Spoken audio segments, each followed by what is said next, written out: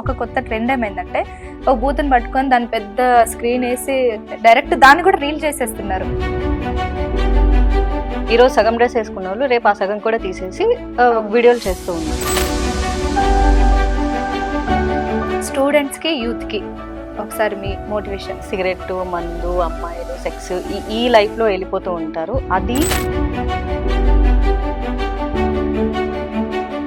So ఒక women ఎలా ఉండాలి? రీల్స్ లోనే బట్టలు వేసుకొని రెడీగా ఉన్నారు కాబట్టి అంత భయపడే అమాయకులైన అమ్మాయిలు ఎవరు లేరు.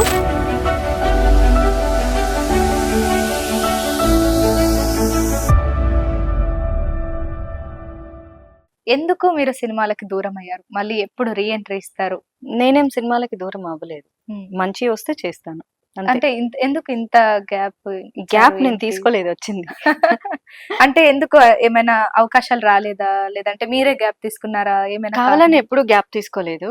So I have some rules కాబట్టి ఆ అండర్ రూల్స్ లో సినిమాలు చేయాలంటే చాలా కష్టం అవుతుంది. అంటే నన్ను అందరు ఫ్యామిలీ మెంబర్స్ లా చూసుకోవాలి, సో ఫ్యామిలీ మెంబర్ లానే ట్రీట్ చేయాలి. సో ఇట్లాంటి రూల్స్ కొన్ని ఉన్నాయి. ఆ అండర్ రూల్స్ అంటే నాకున్నాయి. సో అండర్ రూల్స్ లో వర్క్ చేయాలంటే సినిమా ఇండస్ట్రీలో చాలా కష్టం. అండ్ వెరీ అన్ఫార్చునేట్లీ ఏంటంటే నేను చేసిన 6 సినిమాలు అంటే గత బిఫోర్ ఇయర్ గా చేసిన దానికి ముందు చేసిన 6 సినిమాలు రిలీజ్ అవ్వలేదు.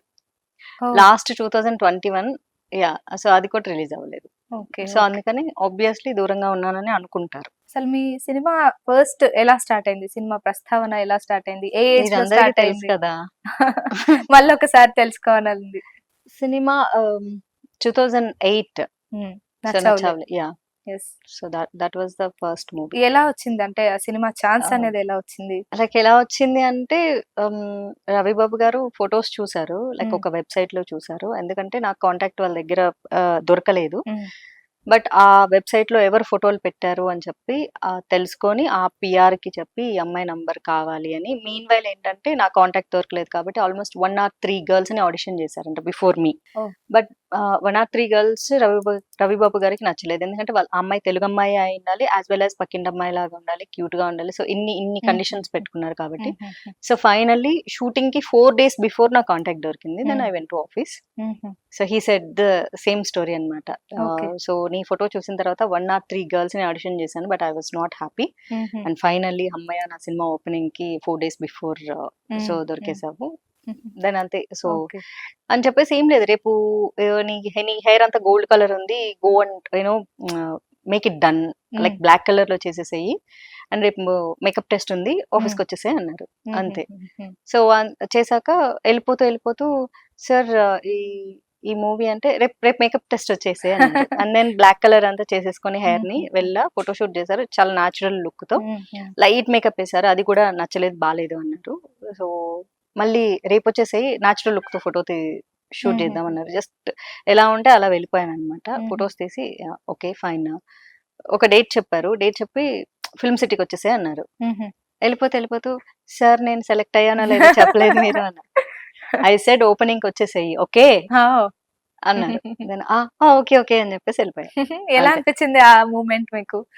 ఇప్పటికీ గుర్తుండిపోయింది. I still remember. నేను అయిపోయింది, వెళ్ళిపోతూ డోర్ దగ్గరికి వెళ్ళి మళ్ళీ వెనక్కి వచ్చి అడిగాను, సార్ నేను సెలెక్ట్ అయ్యానో లేదో చెప్పలేదు సార్ అన్నాను. ఐ సెడ్ ఓపెనింగ్ వచ్చేసాయని చెప్పాను కదా, so you are the one you are doing అన్నారు. Okay sir thank you sir అని చెప్పేసి వెళ్ళిపోయి లైక్ వెళ్ళి కారకి కింద కూర్చున్న తర్వాత ఓకే నేను సెలెక్టెడ్ అని చెప్పి అనుకున్నాను. ఆ పాటలు చాలా టెన్షన్ ఉండింది. ఓపెనింగ్ కి 15 days టైం ఉండింది యాక్చువల్లీ. అయితే డౌట్ ఉంటుంది కదా, నేనేనా హీరోయిన్, నేనేనా, అవునా కదా, ఎందుకంటే అప్పటికి అగ్రిమెంట్ ఇవ్వలేదు నాకు. And then Usha Kiran movies నుంచి నాకు అగ్రిమెంట్ నేనే ఆఫీస్ కి వస్తాను అంటే లేదు మేమే ఇంటికి వస్తామన్నారు. Because they want to check అంట. దానికి బిఫోర్ ఏదో ఒక మూవీ వాళ్ళు స్టార్ట్ చేస్తే ఆ హీరోయిన్ ఒక 10 రోజులు చేసేసి వెళ్ళిపోయేసి, సో అందుకని లేదు మేము ఇంటికి వచ్చి చూసి దాన్ని అగ్రిమెంట్ ఇస్తామన్నారు. దెన్ వాళ్ళు ఇంటికి వచ్చి చూసి అగ్రిమెంట్ ఇచ్చిన తర్వాత కూడా నాకు టెన్షనే ఉండింది. బట్ షూట్ స్టార్ట్ అయ్యే వరకు బికాస్ తెలియదు కదా, చాలా మంది చేంజ్ అయిపోతూ ఉంటారు. And that to Usha Kiran movies నాది వచ్చేసి 83rd movie, 83rd production. But still వాళ్ళు మాట తప్పరని నాకు నమ్మకం, బికాస్ నేను Yes. ఈటీవీలో వర్క్ చేశాను. ఓ అయినా సరే భయం ఉంటుంది కదా. అవును. సో షూటింగ్ సెట్ కి వెళ్ళే రోజు వరకు టెన్షన్ అండి. ఆ పాటలు ఇప్పటికీ అందరు ఫేవరెట్. యా నచ్చావులే, అలాగే స్నేహితుడు ఆ సినిమాలో ఇంతకు నువ్వెవరు అవును. అసలు ఇప్పటికీ మీ డ్రెస్సింగ్ స్టైల్ కి అప్పట్లో ఎంత మంది ఫ్యాన్స్ ఉండేవాళ్ళు తెలుసా. Yeah. అసలు ఆ మిడ్డీ పైన మళ్ళీ చున్నీ, ఆ టీ Yes. షర్ట్ ఎంత న్యూ లుక్ ఉండేది అప్పట్లో. మేము కూడా ఫాలో అయ్యే వాళ్ళం అప్పట్లో. మీ అసలు ఫ్యామిలీ బ్యాక్గ్రౌండ్ ఏంటి? చాలా మందికి తెలియదు అనుకుంటా. ఎందుకు తెలియదమ్మా, అన్ని ఇంటర్వ్యూలో అందరూ ఎవరికి తెలియదని అన్ని అడుగుతూనే ఉంటారు. నార్మల్ మిడిల్ క్లాస్ ఫ్యామిలీ అందరిలాగే మాది కూడా. So my father is a railway employee, అమ్మ housewife, me and my 2 brothers. Okay. We have a small family. మీ పెళ్ళి ఎప్పుడు అని అడుగుతున్నా. Marriages are made in heaven. Oh okay. సరే, ఇక తెలుగు అమ్మాయిలకి మూవీ ఇండస్ట్రీలో ఛాన్సులు తక్కువ. అవును, ఎందుకు తక్కువ? ఎందుకు తెలుగు అమ్మాయిలను ఎందుకు ఎంకరేజ్ చేయరు? డైరెక్టర్స్ ఎందుకు తీసుకోరు? భాష వస్తుంది కాబట్టి. భాష వస్తుంది కాబట్టి. అవును, వాళ్ళు మాట్లాడే మీకు అర్థమవుతుంది కదా. సో మీరు కౌంటర్స్ చేస్తారు కదా, ఇష్టం ఉండదు. ఇక దాని తర్వాత మన main reason casting couch. Casting couch గురించి మీరు చాలా మాట్లాడారు. సో ఇంకోసారి దాని గురించి ఇంకోసారి మాట్లాడడానికి ఏముండదు. సి కాస్టింగ్ కౌచ్ అనేది ఇష్టపడి చేసుకునే వాళ్ళకు అది కాస్టింగ్ కౌచ్ కింద కౌంటింగ్ అవ్వదు. అది తెలుగు అమ్మాయిలో లేకపోతే పక్క రాష్ట్రం అమ్మాయిలో ఇట్ డజంట్ మ్యాటర్, అది అమ్మాయి పర్సనల్ విషయం. సో అది తెలుగు అమ్మాయిలు అయితే దానికి యాక్సెప్ట్ చేయరు, లేకపోతే నార్త్ ఇండియన్ అమ్మాయిలు అయితే యాక్సెప్ట్ చేస్తారు. అట్లా రూల్స్ ఏమి ఉండవు. ఒకప్పుడు చేసిన వాళ్ళందరూ హీరోయిన్స్ వాళ్ళు తెలుగు వాళ్ళే కదా. సో కాస్టింగ్ కౌచ్ అనేది ఇష్యూ ఎప్పుడు అవుతుందంటే అమ్మాయికి ఇష్టం లేకుండా బలవంతంగా చేసినప్పుడు, లేకపోతే ఇంకా అదే కంపల్షన్, ఇంకా ఇది లేకపోతే అమ్మాయి మనసు చంపుకొని నాకు ఆపర్చునిటీ కావాలి అంటే ఎలా అయిపోయిందంటే, ఒక జాబ్ రావాలంటే ఇంటర్వ్యూ మస్ట్ అన్నట్లు కాస్టింగ్ కౌచ్ మస్ట్. సో అది ఆ మస్ట్ అనేది ఉండకూడదు. లేటర్ మీకు నచ్చిందా, okay, that is up to your personal choice. మీరు ఒక సినిమా కాదు 10 సినిమాలు సంపాదించాలనుకుని మీ ప్లాన్స్ మీరు వేసుకుంటారు. It doesn't matter for me, it is not my cup of coffee. మ్యాండేటరీగా పెట్టడం వల్ల నాలాంటి వాళ్ళకి చాలా ప్రాబ్లం అయిపోతుంది. మీకేమైనా వచ్చినాయి ఇట్లాంటి కాల్స్? అవన్నీ ఎప్పుడు అయిపోయినాయి, చిన్నప్పుడు వచ్చినాయి, అయిపోయినాయి. సో దాని వల్ల చాలా మంది వెళ్ళాలి, సినిమా ఇండస్ట్రీకి వెళ్ళాలి అంటే భయపడుతున్నారు. అంత భయపడేటోళ్ళు ఇప్పుడు ఎవరు లేరమ్మా, ఓకేనా. రీల్స్ లోనే బట్టలు వేసుకొని రెడీగా ఉన్నారు కాబట్టి అంత భయపడే అమాయకులైన అమ్మాయిలు ఎవరు లేరు. సో కేవలం ఓన్లీ ఫ్యామిలీ మాత్రమే భయపడుతుంది, అమ్మాయిలు ఎవరు భయపడలేదు. అమ్మాయిలు చాలా చాలా చాలా చాలా చేంజ్ అయిపోయారు, అప్డేటెడ్ కూడా బాగా ముదుర్లు కూడా అయిపోయారు. సో వాళ్ళ గురించి వరీ అవ్వాల్సిన అవసరమే లేదు. సోషల్ మీడియా గురించి మీ అభిప్రాయం ఏంటి? అంటే ఇప్పుడు ఒక 12 అవర్స్ ఉందంటే అందులో ఒక 9-11 అవర్స్ మొత్తం సోషల్ మీడియాకి అంకితం చేస్తున్నారు. రైట్. ఏం చేస్తున్నారు బయట వాళ్ళకి తెలుస్తలేదు. ఫోన్ పట్టుకుంటారు, తినేటప్పుడు ఫోనే, పడుకునేటప్పుడు ఫోనే, లేస్తే ఫోన్, ఉంటే ఫోన్, మొత్తం సోషల్ మీడియానే జీవితం అయిపోయింది. ఇప్పుడు సోషల్ మీడియా మనకు ఫోన్ అడిక్షన్ అయితే ఉంది. ఆ ఫోన్ అడిక్షన్ ఏంటంటే ఇంతకుముందు టిక్ టాక్ వచ్చిన దగ్గర నుంచి బాగా ఎక్కువైపోయింది. ఇప్పుడు రీల్స్ వచ్చేసాయి అండ్ అందులో ప్రొడక్టివ్ గా చూస్తున్నావా, ఓకే, అది కూడా మంచిది కాదు. అంటే బ్రెయిన్ అండ్ మెంటల్ హెల్త్ కి అది డెఫినెట్ గా it's not good. Mentally physically it's not good. But I'm also phone addictive. కానీ దాన్ని ఎలా మనం యూటిలైజ్ చేసుకోవాలి దాని మీద ఆధారపడి ఉంటుంది. 24 అవర్స్ ఇప్పుడు అదే ఫోన్ లో పడి ఉండి నెగిటివ్ కామెంట్స్ చేసుకుంటూ, హేటెడ్నెస్ పెంచుకుంటూ, వేరే వాళ్ళని అబ్యూస్ చేసుకుంటూ, చిచి అని తిడుతూ ఉన్నారు. చిచి అని తిడుతూ ఉన్నప్పుడు ఎందుకు ఫాలో అవుతున్నారు? అవును. బట్ ఎవరైతే ఒక అమ్మాయి లైక్ హాఫ్ న్యూడ్ గానో లేకపోతే ఇంకొక రకంగానో డ్రెస్సెస్ వేసుకున్నప్పుడు కింద కామెంట్స్ చూస్తే మొత్తం బూతు కామెంట్స్ ఉంటాయి. వెన్ బూతు కామెంట్లు ఉన్నప్పుడు మీరు ఎందుకు చూస్తున్నారు? అసలు స్కిప్ చేయాలి కదా. స్కిప్ చేయరు, మళ్ళీ ఓపెన్ చేసి మరి చూస్తారు. కామెంట్స్ ఓపెన్ చేస్తే పర్వాలేదు, మళ్ళీ దాన్ని షేర్ చేసుకుంటారు. షేర్ చేసి వాళ్ళ ఫ్రెండ్స్ కి చెప్పి తిట్టమని చెప్తారు. సో ఏంటంటే తెలియకుండానే చాలా మందికి షేర్ చేసి వాళ్ళే వ్యూస్ పెంచుతున్నారు. వ్యూస్ పెరుగుతూ ఉన్నప్పుడు వీళ్ళకి చేసే ఇంట్రెస్టింగ్ గా వస్తుంది. ఈ రోజు సగం డ్రెస్ వేసుకున్న వాళ్ళు రేపు ఆ సగం కూడా తీసేసి వీడియోలు చేస్తూ ఉన్నారు. బట్ దాన్ని ప్రొడక్టివ్ వీడియోస్ కూడా చూసుకోవచ్చు. సో లైక్ ఇప్పుడు అది వాళ్ళ చాయిస్ ని బేస్ చేసుకుని ఉంటుంది. నేను టైం పాస్ వీడియోలు చాలా చూస్తాను, కొన్ని ఫన్నీ వీడియోలు చూస్తాను, నవ్వుకోవడానికి చూస్తాను. కొన్ని అలా హాఫ్ న్యూడ్ వీడియోలు వచ్చినాయనుకో నేను డెఫినెట్ గా వెళ్ళిపోయి ఆప్షన్ సెలెక్ట్ చేసుకుని ఆ దాన్ని నాట్ ఇంట్రెస్టెడ్ ఖచ్చితంగా కొడతాను. చాలా అబ్యూజివ్ కామెంట్స్ అంటే బ్లాక్ కూడా చేసేస్తాను. ఇంకెప్పుడు అది మన సజెషన్ లోకి రాదు. లేదు అంటే అది మనకు కంప్లీట్ గా మన సజెషన్ లోకి వస్తూనే ఉంటుంది. మన నాలెడ్జ్ తో గానీ లేకపోతే మన ఇంటెన్షన్ తో గానీ దానికి పని లేదు, అది వస్తూనే ఉంటుంది. సో మనం ఒక్కసారి నాట్ ఇంట్రెస్టెడ్ కొడితే అది రాదు.